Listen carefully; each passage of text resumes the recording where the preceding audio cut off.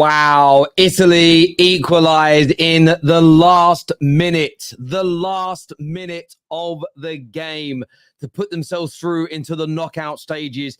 It was a very boring, a very uneventful first half between Croatia and Italy. In the second half, the Croatians came out and were definitely the better side for the opening 15 to 20 minutes of that second half. They scored.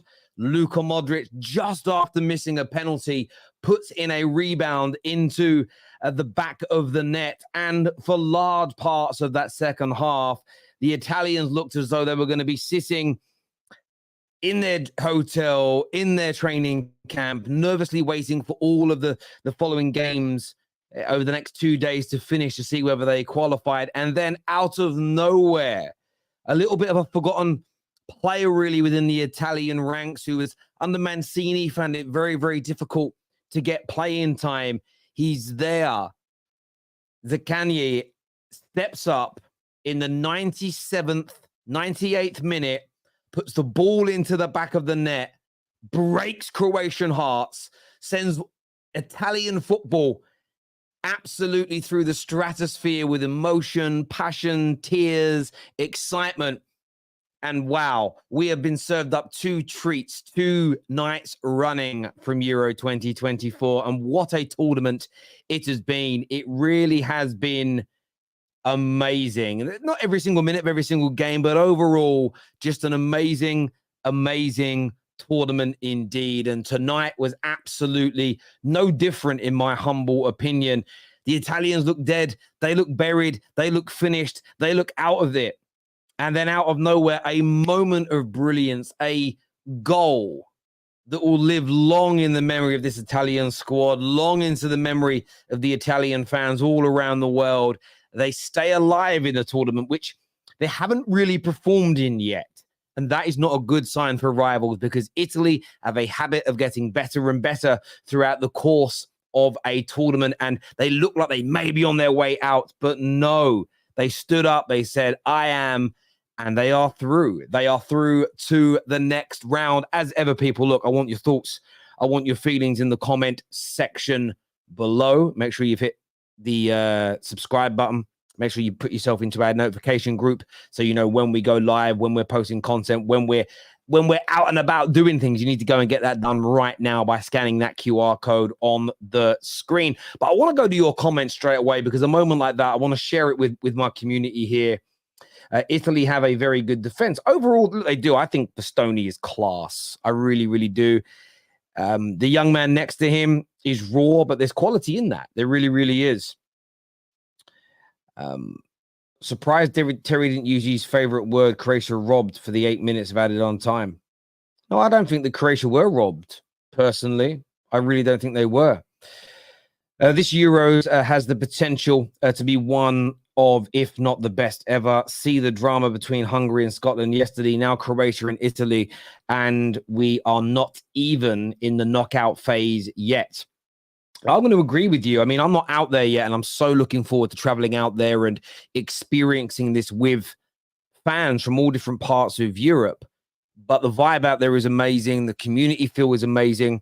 You know, KJ and Dre and the guys, we've spoke many times, and they've said, look, yeah, there's been a few bits put on socials where there's been some problems amongst fans, but by and large, everybody is getting on well. The vibe is great. The tournament's amazing. There's been so many great games, wonderful goals.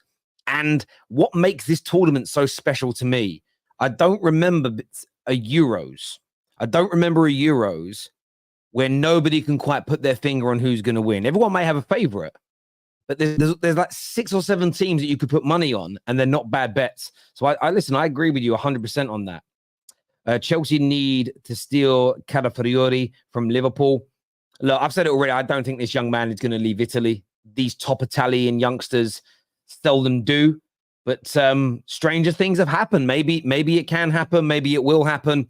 But look, I don't know if he's going to go to Chelsea. He could go to Chelsea, but I think he's going to end up at one of the big Italian sides. I told my Italian friend, Italian dagger hit like crack. It was weird because I thought they were going to go, and I was so looking forward to talking to Giuseppe. I thought they were going to go out. I thought they were finished. I thought it was done, but they just pulled it out of the fire. They just pulled it out the bag. And it was amazing. And it was such a beautiful goal as well. Abdullah here, celebrating 33 months as a member. You absolute legend, brother. Thank you very much indeed. I'm praying Akanji in Switzerland beat Italy next round. Sad to see Kovacic and Guardiola out of the tournament.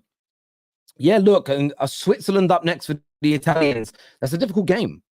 Switzerland have been very, very good at this tournament. They sit back, they defend, they absorb attacks well. So, yeah, I'm really intrigued to see how this pans out personally. I'm very, very, very intrigued indeed to see how this pans out and how this works out for Italy. As of right now, if I was a betting man, I'd be putting a little bit of money on Switzerland to go through. That's what I would do. Terry, are you annoyed a bit? No, not really. Why would I be annoyed? Maybe Croatia are probably a little bit easier to beat than Italy right now, but I'm not annoyed. No, I'm not annoyed. Terry, have you seen the Italians performing in their history? That is who they are. Of course. I mean, the Italians have got a rich history of just getting the job done. And there's a few nations, Germany and Italy are two of them in my lifetime that you just never write off. It's as simple and as straightforward as that. Qatar was the best tournament, no European violence. I mean, look, of course, the in terms of trouble amongst fans, Qatar had that down, no doubt about it whatsoever. Absolutely no doubt about it whatsoever. But that isn't the only element that makes up a tournament. I love Qatar. Qatar was an amazing tournament. It really, really was. But this Euro is one of the best I've seen as well. It really, really is. Italy knows how to win. Absolutely. Terry, are Spain the favourites to win the tournament? I think you've got to put them. I want to see how Portugal perform in their final group game, who they play, who comes out. But Portugal and Spain have probably been the best two teams so far in terms of performance, wins, and everything else that goes with it. They played their second string today. They still won. So, yeah, look, the Spanish are a threat in this tournament. But what we've got to remember about making these predictions is knockout football is now about to begin. And knockout football is a completely different kettle of fish. It's a completely different situation. It really, really is. It really is. End of the golden era of Croatia. Donnarumma carrying the whole Italian team on his back. It certainly is an end of an era for Croatia. And maybe that era should have ended a little bit sooner. I know the names of those players are great, but the one problem they had today, the lack of pace in that team was absolutely palpable. And I don't know about Croatian football deep enough to name names, but surely they must have some young guns coming through with a bit more legs and a bit more energy. And maybe they've just got the transition period a little bit wrong, potentially. So, yeah, it's definitely the end of an era, in my opinion. It really is. Let's have a little look at Agree, Terry. Spot on, mate. Thank you very much, bro. I appreciate that. Now, Terry, Spain look far better than Portugal. Well, we've seen Spain play 3 times. We've only seen Portugal twice. Portugal will probably put in one of the best performances I've seen against Turkey, but also Spain were excellent against Italy. That's why I've said I want to see this performance from Portugal, but Spain and Portugal are my favourites. Everyone will have a preference. There we go. Terry, I've got the Netherlands winning this. I haven't seen enough from the Netherlands to think they can win it yet. I haven't seen enough from them. I don't think they've been great. What was the foul at the other end of the pitch, which gave Italy the free kick? Croatia was clear on the Italians' goal, but the ref pulled it back. I wanted to see the replay to see if it was legit. It looked like a foul to me personally. Again, just my view, my opinion. I didn't think the referee did anything wrong tonight. A few people are kicking off about the refs. I'm personally not. I'm personally not. And yes, the colours on my Premier League trophy behind me are Man City's colours. I'm not going to not have Man City's colours on it. They are the champions. The same as I've got Man United colours on my FA Cup. Yeah, it's got to be done. I'd like to put red, white, and black on there, but I can't do it. I can't do it, but it's a nice trophy. You guys want to see it? The Premier League is a belter. Let me get it for you. Right. Hang on. Oh, it's heavy as well. Really heavy. Like, genuinely, this thing is heavy. I've got it. Look at this bad boy. It's legit. It's like real. It's real good. Decent, right? Other than the colors. I'm not a fan of the colors, but it's got some serious weight to it, this thing. So, yeah, part of the new decor here in the studio. Hope you guys like it. So,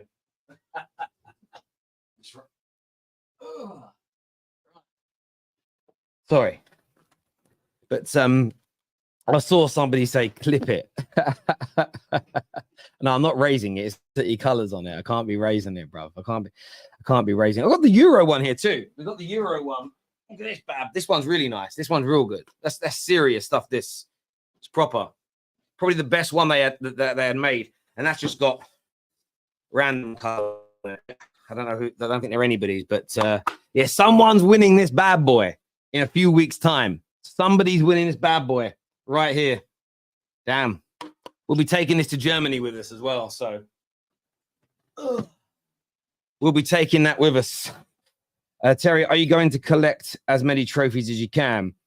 No, the idea around the set is that we're going to have a trophy for all the competitions that we cover. So I've also ordered a Champions League trophy, League Cup trophy, and a Europa League trophy. I did try and order the Conference League, but nowhere does it at the moment. Nowhere makes it, so I can't get that one. But we had the FA Cup. The FA Cup's nice. The FA Cup's good. There's the FA Cup, which I like, and then the World Cup too. The World Cup's just the World Cup, as you can all see. So yeah, it's great. Great stuff. Got a little bit more to do in here, a little bit more to set up still. I've still got to change the colorization of the camera because it makes me look really, really red. I am a bit red today, but it makes me look really, really red. And yeah, the Champions League one's been ordered, but I prioritized I needed the Euro one here for the Euros, right? So I had to prioritize that. But yeah, we'll get it all. Don't worry. The studio is going to be kitted out. Don't you worry. It's going to look nice. It's a much bigger studio space than last. I've got a lot more room behind me now. The other room was just getting a bit too small, a little bit too cramped. So I prefer this place. There we go. I was going to do this set based on having the trophies that my club had won. So that, like I said, all like my clubs, but I was like, no, I want the Euros here. We never won that. So I've got to bring the Euros in. There we go. Viewers, hit the like and the share button for me. Panel coming onto the show now. We've got Mo, we've got Hussam, we've got Giuseppe, and we've got Dayo ready to come on and have their say. Terry, stop buying trophies. Earn them. It's a prop, but okay. Someone actually said to me earlier, Terry, you're sad buying props. I was like, how can the person be sad for buying props? It's like saying someone's sad for buying a couch. Make it yourself. People are weird, though. People are very, very weird. I hope you guys like the setup. Yeah, so I've got a bit more to do in here. I've got a little bit more to set up. I've got some really nice lighting coming for the back. But yeah, we're in here from now, just getting used to it. Where is the charity shield? It's a good shout. It's a good shout. But yeah, we're getting a new big neon sign, football terrace sign at the back behind me as well. It'll look nice. It'll look nice. It'll look nice.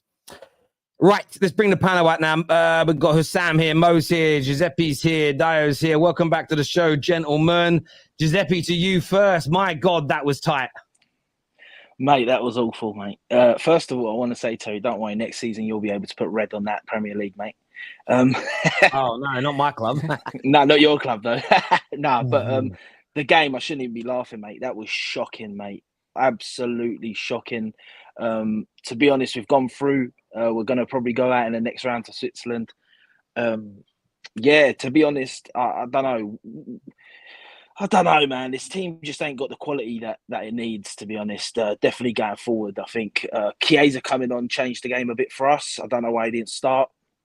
But yeah, like the team just, I don't know, man. They just don't seem to be gelling. They don't seem to be on the same page. We bring on Skamaka, he's crap. Everyone else was crap. The defense was okay. Calafiori now, he's out of the next game. That's a shocker for us. Donnarumma's been the only player this tournament that I can actually say has been half decent, to be honest. And I think that's it. Yeah, that's saying something. So listen, we got through. we didn't give up. That's the one thing I can give them. They didn't give up. It was a quality goal to equalise. I was so happy to break Modric's heart. I'm sorry. I was so happy. The way he was just sitting on the bench, hoping and praying. And then I see it go in. I was like, yes. But yeah, listen, I know Mo's probably going to do a lot of the talking for me because I ain't got much time. But yeah, listen, what can I say apart from Italy, mate? Sort it out. Maybe who knows? We can go and win it from him. Crazier things have happened now, not with this team. But I mean, obviously, it was a great last minute, not winner, but essentially it felt like a winner because it put you through. But you're still more concerned about that performance, really. Yeah, listen, I don't think we've had a good performance really. Like the Albania one was okay, but like Albania are rubbish. Let's be honest. So.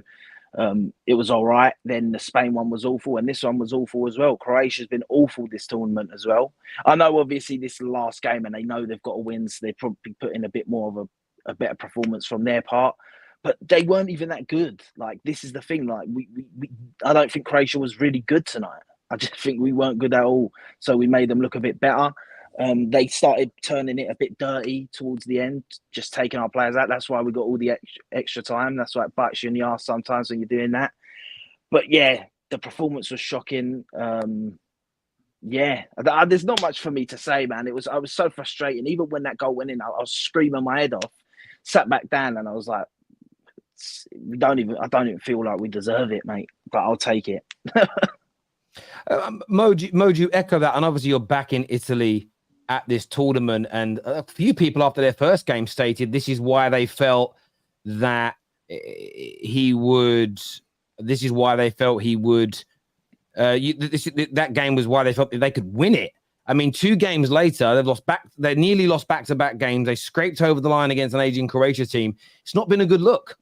Listen, the quality is not there. This is the status of Italian football. The likes of Scamacca, Ritugi, all these guys, this is the quality of Italian football. Guys cannot have a good first touch.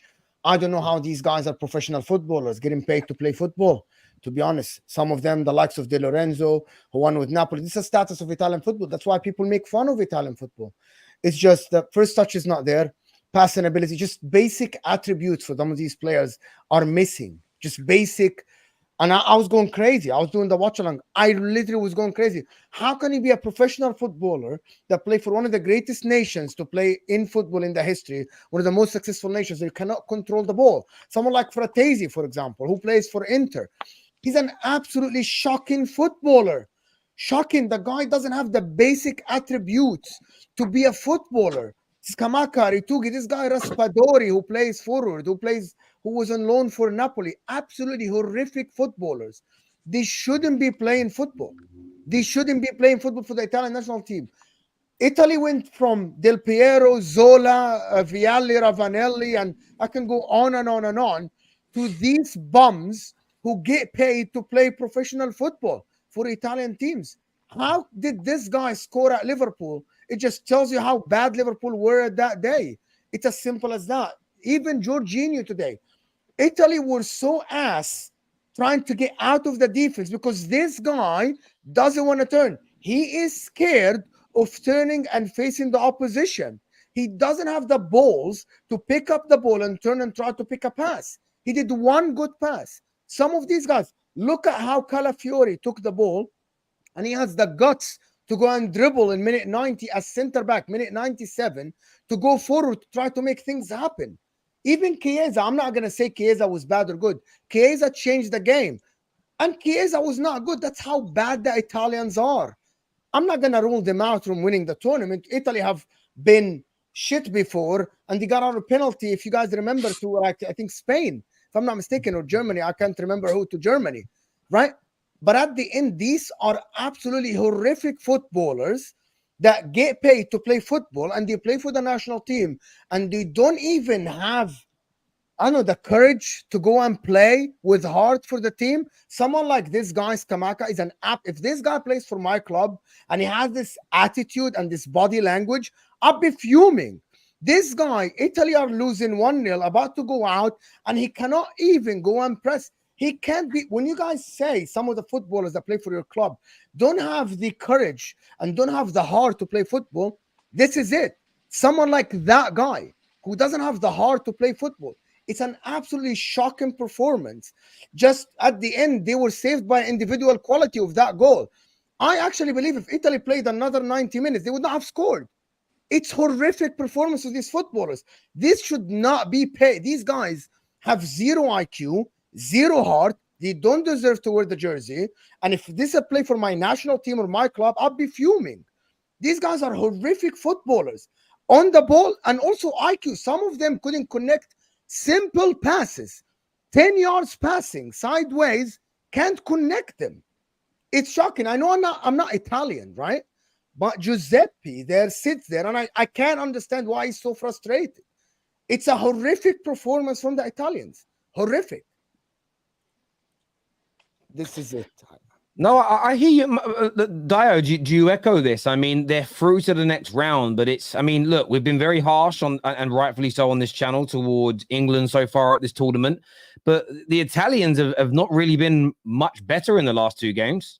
Mamma mia, that's what they do. It's what the Italians do. They fumble and they wobble into the final, and they're going to get there. just mark my words. In the knockout stage, other teams are going to try and play against them. They're going to play their defense. They're going to play 0-0. They're going to play extra time. They're going to go into penalties. They're going to win. They're going to go into the quarterfinal. They're going to do the same thing. We've seen these playbook with Italy every time. Even when they had their greats, they played horribly a lot of times. We saw it in 1994. Even when you could pick out their greats and say, this guy is good. This player was good. But as a unit, they didn't feel like you would say, oh, the Italian teams of old, you could pick out the players that you knew could do the magic. But the whole squad, as it is, that's what they do. They're not the most pleasing to the eye. And I've just literally resigned to it that Italy is going to find a way to win. They know how to win, regardless of how they play. They just know how to get it over the line with looking horrible, playing terrible, and they just still get it over the line. This is where people need to understand that this is a cup tournament. I understand like fans want their teams to play well, but in cup tournaments, I'm like, look, man, just get it over the line. My take, because I was watching the Spain game and I jumped on the Italy game in the second half. So I turned on both games. I was sitting here listening to the commentary and I said, Italy is going to equalize. They didn't look like they were going to equalize, but in my mind, I just literally, so when they scored, I was like, oh, done. I knew it. I just kind of knew that it was going to happen because it's what Italy does. We've seen them do the last Euros. They went great in the last Euros, but somehow they got to the final. They were much better. No, but they went great. Is what I'm saying. I'm not saying they went better. They were better than this. Don't get me wrong, Mo. They were better. The worst I have seen since 2010. Yeah. So Mo, I agree with you. They were better than this current Italian squad, but they went great. They went like the way they won it. It was just what Italy does. Italy is a country that knows how to win tournaments somehow. Just somehow. I don't know how they do it. I don't know what they do to get there, but I mean, it wasn't a pleasing game to watch for me personally. I felt like they didn't deserve the draw, but I knew it was coming because it was Italy. It's a different thing. It was like, for example, again today with like Croatia, like after they missed the penalty and he scored 30 seconds later, and Luka Modric scored 30 seconds later. At first, I was like, oh, okay, this is fresh air. That tension of you missed the penalty and then you scored, great stuff. But then I was watching the game and I was like, it's Italy. I can't write them off. I've seen this since 1994 at the World Cup. I'm telling you, Nigeria played them in 1994. We saw what they did to us. We had hope. I think we were 1-0 up. 1-0 and then Baggio scored 1-0 and they just came back from nowhere and scored. I remember how old I was and I was livid. And from that day on, I was like, this country, you can't write them off. They do these things all the time.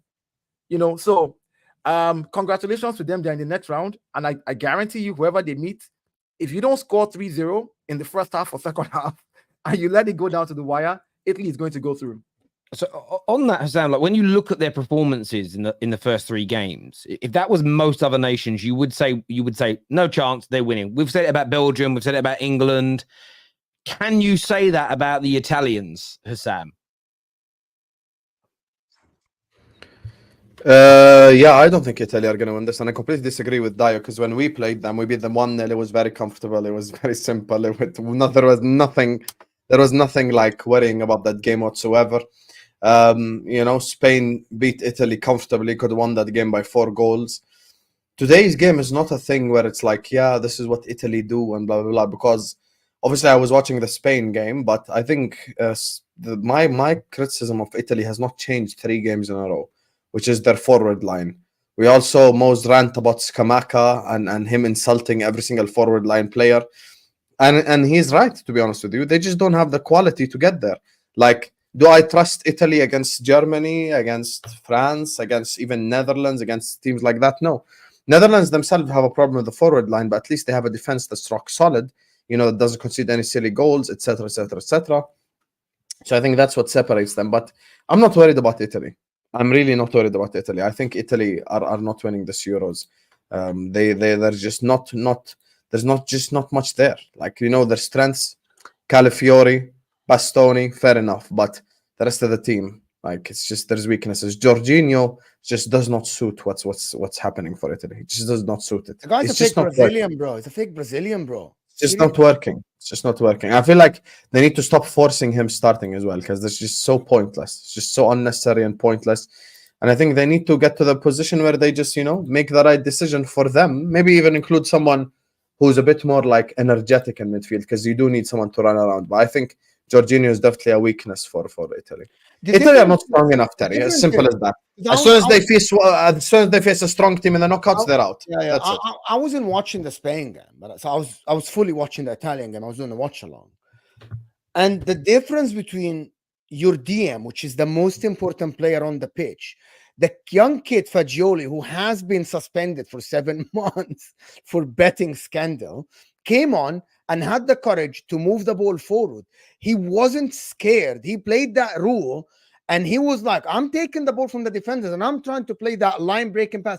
Somehow Jorginho sometimes does this for Arsenal, right? Sometimes, right? He doesn't do it for Italy often.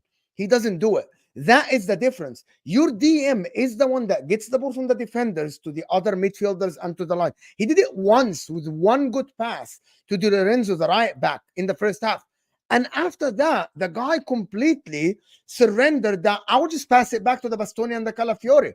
I'm not going to try anything hard. That's why if you look at the stats, the difference between him and Toni Kroos, both of them might come out with 98% pass percentage, right? But one of them passed the ball forward 50% of his passes, and the other one passed sideways and backwards 90% of the time. Toni Kroos probably had like 5 key passes, and Jorginho doesn't. That's the difference between an elite midfielder and someone who's second in class. I'm not saying he's a crap player, but there is no. Why is it always Kroos and Modric example? Jorginho's levels below that. Come on now. Someone told me that. How do you compare Jorginho to the Xavis and the Kroos? And I said, there is Xavi, 50 feet of crap, and then Jorginho. Literally, that's the difference between him. Him winning the Euros last time with Barella and the Chiellinis, that was different. They had Chiellinis, and they had Barella was running like a maniac, and Verratti and these guys. This guy is not a leader. He cannot lead the team. And why I'm singling out him, people think I have an agenda against him in particular. The reason why, we all know that in modern football, the DM, that guy that plays behind the midfield in front of the defense, is the most important guy. If that guy fails, the whole team collapses because there's no connection. That's why Thomas Partey for Arsenal is fantastic. That's why Rodri is great. That's why when Casemiro was good for Man United last season, they looked much better than this season when he fell off. That's why I'm singling out this guy. People think it's an agenda. It's not. Can I ask a question on that, singling him out? He was very good at the last Euros, but is that because of who was playing with? And if he hasn't got that quality around him now, is it a case of Italy are not picking the right players to get the best out of Jorginho, or is it that Jorginho that doesn't fit with the players he's with? Because he was great, he was brilliant. I mean, he got a Ballon d'Or nomination, he was so good. But I do agree, in football, sometimes you're only as good as the people that surround you. There are certain outliers, that Ronaldinho's, Messi's, that would be good in any team, but typically it's about who you're surrounded by. Is it a case here of the Italians maybe being imbalanced because they haven't got very much like England, they've got the wrong people on the pitch with each other, and there isn't a cohesive approach, no chemistry amongst them. What is it? That you can actually this argument actually can hold a lot of water. The reason why, because there is another example on the team that looked horrific today. DeMarco, someone who balls out in the Italian league for Inter. Why? Because he has the system, he has the support around him to make him do one job. That's why he's never elite. And that's what I push back, Terry, about this. Jorginho is not crap, but he needs a system around him to make him shine. The elite players don't do that. They will not look bad. They will still play well. They might not be the amazing as they play in their system, but they'll still do the job. They will still try. He doesn't. That is the problem. And to talk about the players around him, just to be honest with you, I don't watch a lot of Serie A, but I watch enough games more than anyone here, I assume. There is no quality. This is what people need to understand. There is a reason why Italian football TV broadcasting right, apart from the production, the quality is not there. It's just not there. This is the Fratesi.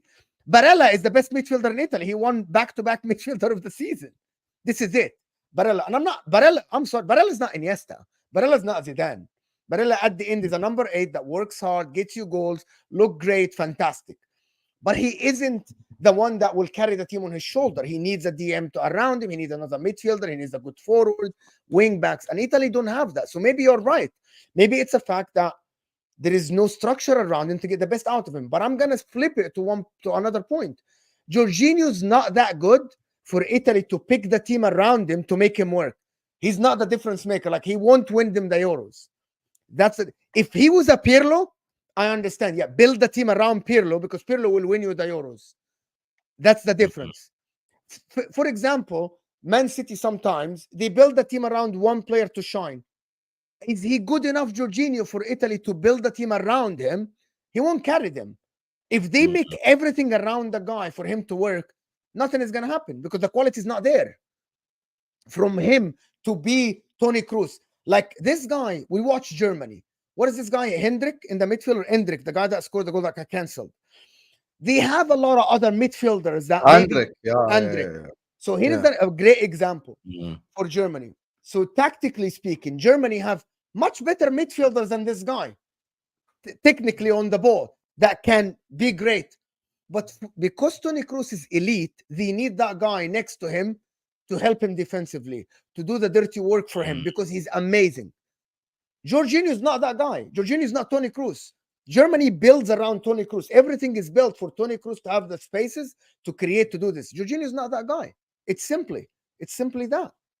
No, listen, I understand that. I mean, I just think I'm not defending Jorginho per se. I'm looking at this more from the lens of still, I understand picking your quote unquote best players, but picking your best team is in some respects, a better option. I felt this for many years about England.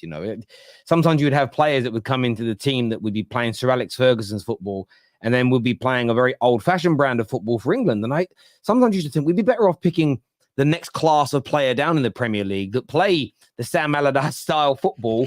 They'd probably do a better job for England than the quote-unquote better players having to change their style. And I think that sometimes national teams get too fixed on, we've got to pick the star, bigger names, the star players, the individuals, as opposed to what is the best players for the system that we're trying. England are identical right now.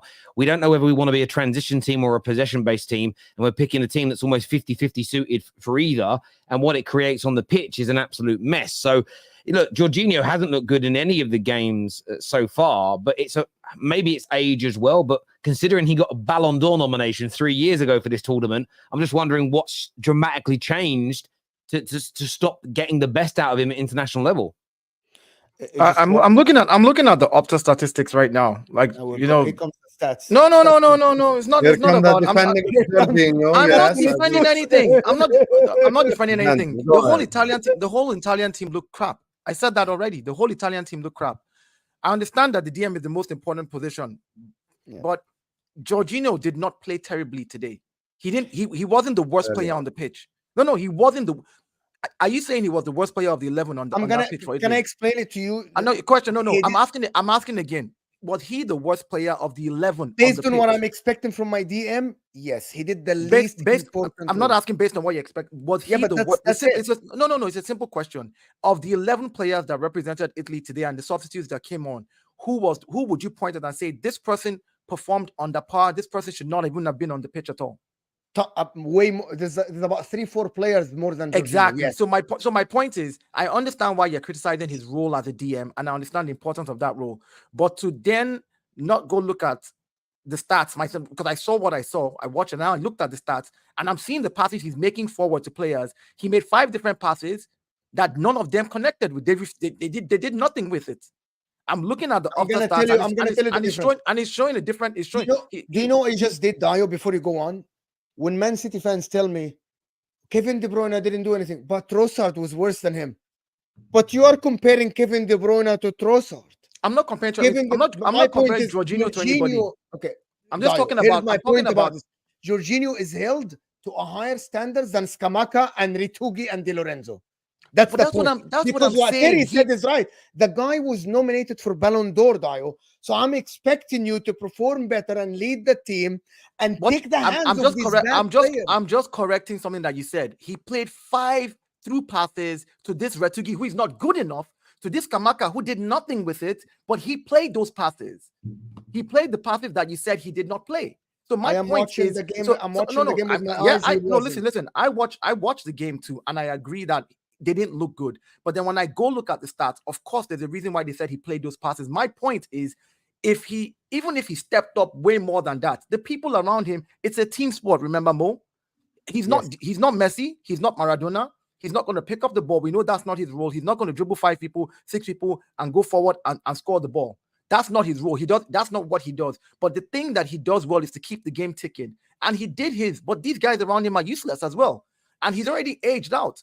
So let's be honest, Jorginho is not the Jorginho of before. I'm not saying I'm defending him, but I'm saying to then point and say he's like literally the main reason, I think that's disingenuous. I think the whole Italian team was horrible. Retugi was horrible. Scamacca was horrible. I'm looking at this passes and I'm like, what are we talking about here? He made what? How many passes did he make back to the goalkeeper?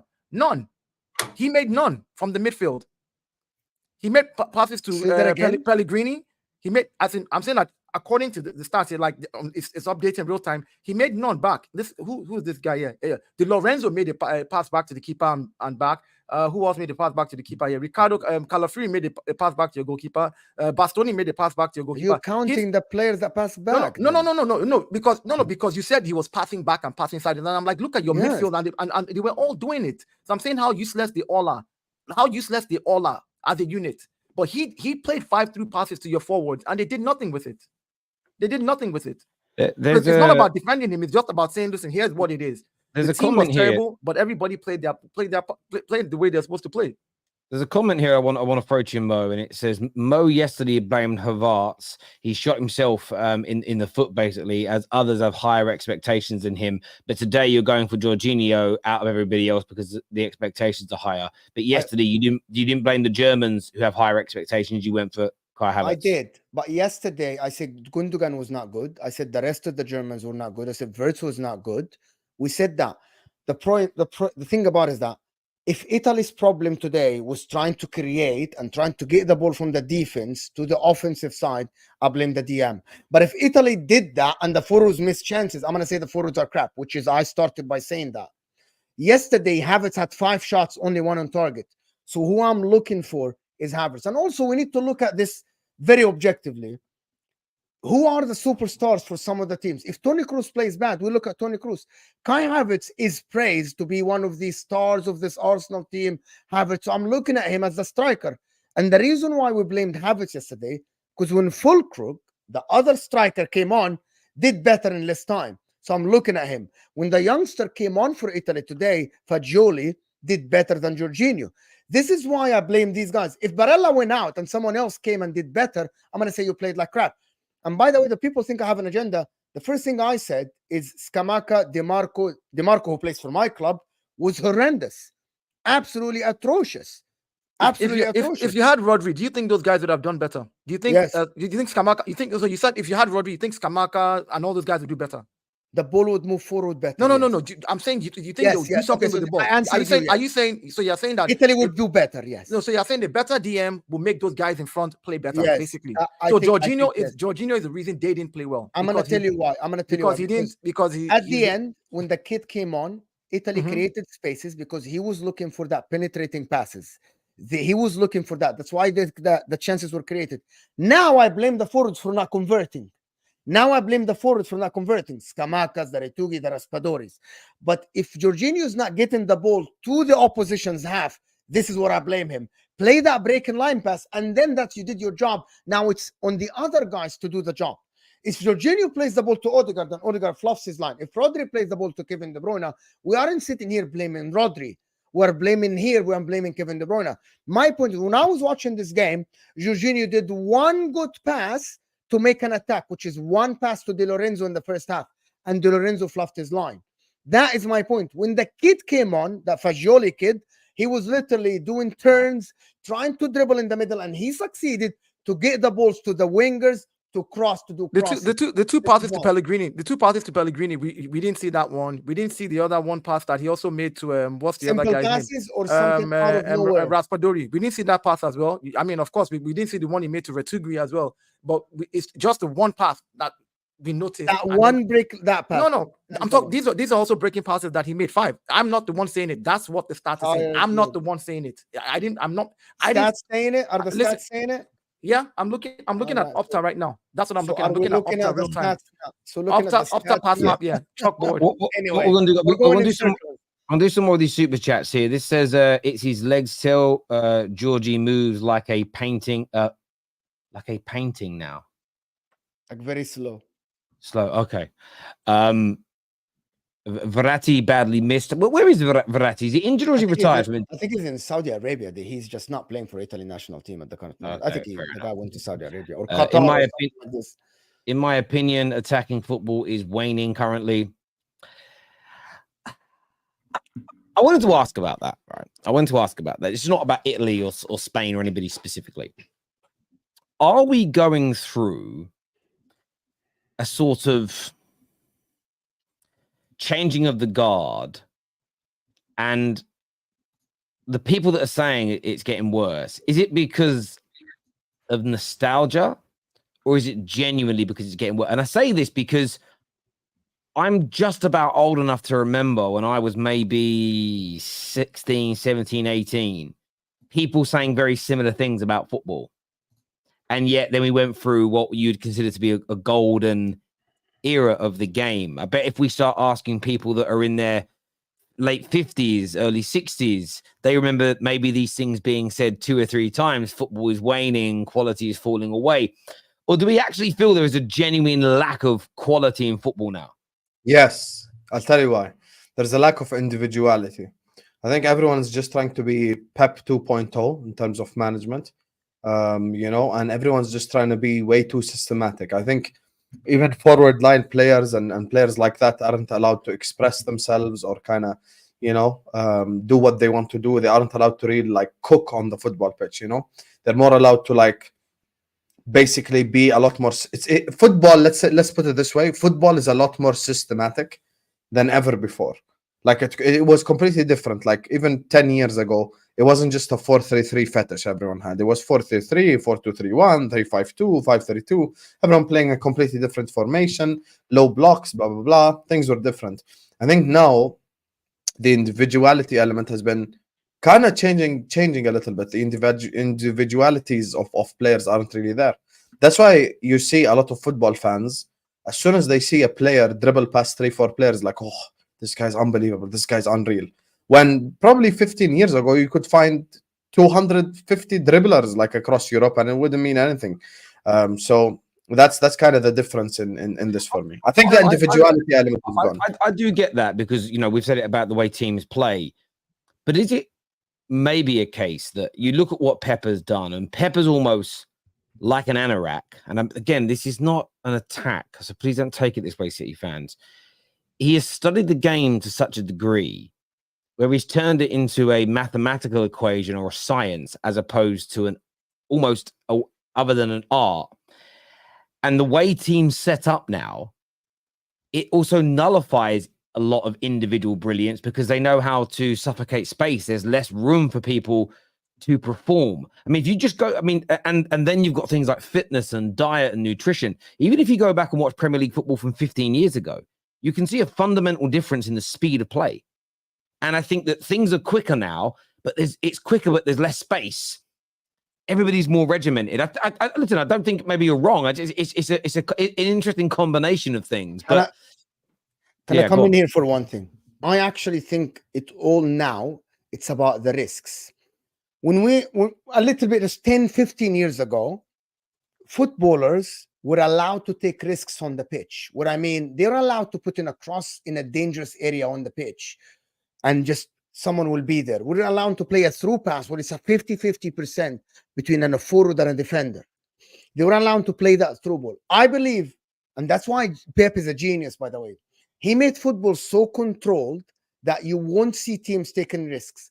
And now it's turning into the defensive aspect, as you said, Terry. Now teams are like, I'm not willing to take risks. I'm not going to leave 3 players up top. I'm not going to leave 2 forwards. I'm going to defend in bulk. I'm going to defend the numbers because I don't want to take the risk as well of leaving myself one-on-one. It's all about risks.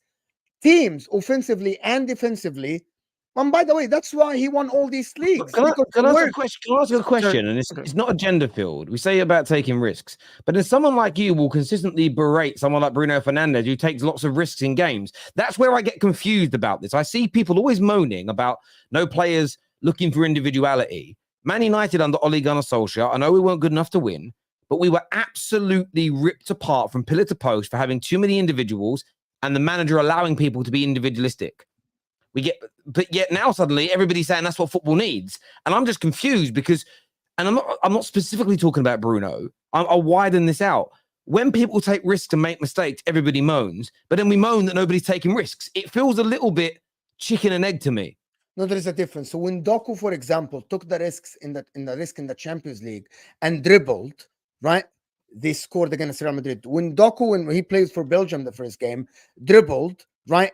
And ignored the overlap and run that. Normally, if this is a Man City and you are inside the 18 and you have 2 players in front of you and Kevin De Bruyne is doing overlap, you're turning your pass into Kevin De Bruyne and then it's recycled again. What Doku, he did is he ignored Kevin De Bruyne, tried to dribble and played that pass to Lukaku. That's a risk. Yeah, but there's a difference. Sorry, Mo, but I think there's a difference there. Taking a risk and making the right decision are not the same thing. So if we want players to take more risks, typically in life, you'll know this, you worked in finance. The more risk you take, the more mistakes you make. Yes. Or the more mistakes you're at risk. But I think almost fans play I think I'm alluding to fans play a part in this. There's no doubt that the Pep sort of evolution of football has made an impact in the systems. But fans, we want people to take risks, but we get angry when the risks don't pay off. We actually call taking shots. Someone write a thread the other day of all Bruno's mistakes in a game. They wrote one of his mistakes down as taking a shot and not scoring. If taking the shot and not scoring is now a mistake, we're in fucking trouble.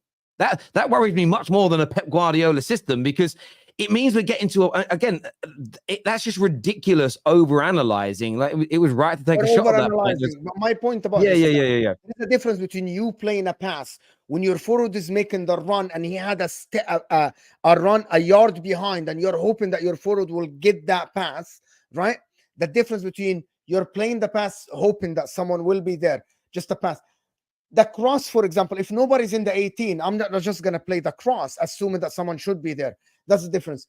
My point about the risk is that I genuinely believe, and I saw that many times, sometimes I see teams now take corners, and instead of crossing the ball, and because the angle is not there, it goes all the way back to the goalkeeper to start over again and scold now. By the way, there's a term for it now in football coaching. It's called let's recycle the ball to the other side. Literally that. And you be on the winger, and instead of trying, let's recycle the ball. Yeah, I mean, but I remember being coached that as a kid. I remember a coach sitting us down as a kid. When I say kid, I was about 13, 14. And he was basically saying, if you've got the ball on the... Because we were just like, I weren't an academy level footballer. I played for my school and things like that. But we'd have the ball in the corner and we'd just try and cross it. And this coach tried to explain to us, no, if you're stuck in that corner, then we're going to try and pass it back to the other side. And you get essentially what footballers talk to do is say this on the right. You talk to just keep moving it from left to right. That's been around for a while. I haven't, like, to be honest with you, I always been told when you get a chance, Terry, the problem is you're using Make the that extreme example, make that half a yard to cross, Terry. which is How many Bruno. times I played on the right side? I was coach. I started on the right side. To be honest, coaches used to tell us, create that half a yard for yourself. Make that half a yard for yourself to put in the No, cross. I understand that. I'm just trying to ascertain. We want more risks, but we don't want the failures that come with taking those risks. It's almost like we want it's almost like we want the best of both worlds. And I think what's going to end up happening is when Pep moves on or retires, there is nobody else as good as him. When there'll then be managers that bring out a more freestyle style of play, and that will become the new thing that everybody's learning coaching. Dayo, sorry, you wanted to say something on this, mate. Sorry, I interrupted. No, I was just saying that of course on the field of play we see all the system plays that most teams do, but a lot of things have changed in football as well over the years. You know, I remember when it was just 3 substitutions. I remember when, you know, that impacted teams in a different way when you only had 3, now it's 5. You know, I remember when the offside rule that we follow now wasn't the same back in the day. I remember defenders would take your kneecap out and probably get a yellow card for it. It was okay to show studs and do crazy things there. But I think once all those things began to change and managers like Pep began to come up, and all these new young managers who are now who are players or who were players at one time, and are now managers and have been on the field, seen the game a certain way and think about it a certain way, and then create these new systems where they want to control the ball, they want to dominate. So yeah, it will reduce the amount of flair that you will see from players. But then the one thing that you do know is there's a lot of players you can look at and you know they have the flair internally, but they're just not allowed to be free to do it. And every now and then you see a flash of it. And when you see a flash of it, you know that these players are still there. Someone like Foden, who I think if he goes to a team like Real Madrid would just be, he'll just be like this Yamal kid, the way he floats. Like if they give him that freedom, you can tell. But in the Man City team, it's more a system thing. Every now and then you've seen him do that flash of, you know, hey, I can carry the team on my back. I'm just going to go in there and put it in the back of the net. But yeah, and I don't know if this is going to change for a long time. I think it's a passing off on the mantle of the guard. I remember my dad used to record World Cups when I was a kid, and we used to watch it on VHS tapes. Like when I got slightly older and I started watching football with him. And he was always saying, oh, football is changing, man. It's changing. Mexico 86, football has changed. And I'm like, what do you mean football has changed? Like, this is exciting. I'm now seeing exactly what he's saying from 1986 till now. Like, I literally feel like. And that's the point I was making. I think every sort of 30 odd years, you'll get football's not as good as it was. And I just think there's an element. So I don't think any of the reason I'm challenging the points is to have a deeper conversation. I don't think any of the points are wrong, but I think it's multiple things. And I do think a factor of it, though, you're spot on about, is just you'll get like a group of youngsters who grew up with Rooney's and Zlatans and Messi's and Ronaldo's, and that's their childhood era. And it's gone now. And for them, nothing may ever feel as good as that again, because that was the era they fell in love with football. I think about all the players I grew up watching. I don't think football. I think the footballers I grew up watching were better. And my dad thinks the footballers he grew up watching were better. And I think all of these things play a part. You're spot on. Another super chat here says, to the panel, Pep at Barca or Pep at Man City, which team played better attacking football? Mo has always said this, and he's completely honest. A team with Lionel Messi has the Joker card. You cannot count that. That's the problem there. When you have the Joker card, it's just you're gonna win the argument. Like, I think Pep's team did. Pep's team, you could argue the greatest club team of all time. They were just almost almost invincible. They were crazy good. The difference with this Italian team is that they don't have superstars like Baggio, Totti, Del Piero. Yeah, I mean, they don't have anyone of that ilk in this team. I mean, they've got young Bastoni, but yeah. A question here, Footy Judge Mo, how much for Bastoni? I don't know. 80 million. If Brandt's weight is 70 million pounds, this guy has to be like. Yeah, Brandt's weight's going for about 50, bro. 50. We're getting that price down, my G. 50? So Bastoni is about like 70 then. 65. I don't think he's leaving. It's just I don't think Italians won't leave. You know who Dinishan supports, right, Mo? Who? Chelsea. Bro, you're broke. Broke. You're broke, bro. You cannot even sign Olise. You're going for the £6 million players, bro, from Barcelona.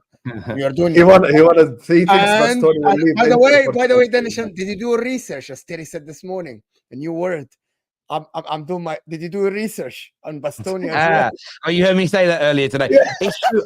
I just even like my friend group chats, nothing to do with YouTube, and we're in there like, and I love that group chat because I can just talk like a normal person, and it's like a debate. No one's trying to win. It's just fun, right? And me and my boys were like, "Oh, who's this just signing?" And he said it. He went, "I got to go and do my research."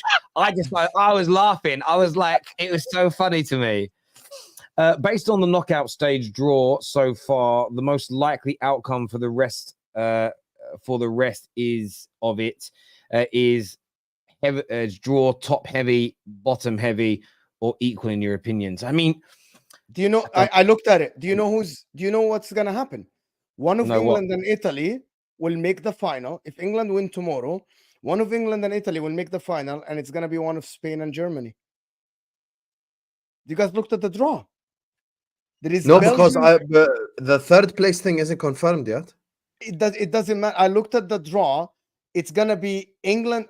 This is my belief. It's gonna be England or Italy, right? Because they have England, Italy, Belgium on one side, and the other side, I think it has France, England. It has France, Netherlands, Germany, Spain, Germany, bro. Wow. but that's what's really. Yeah.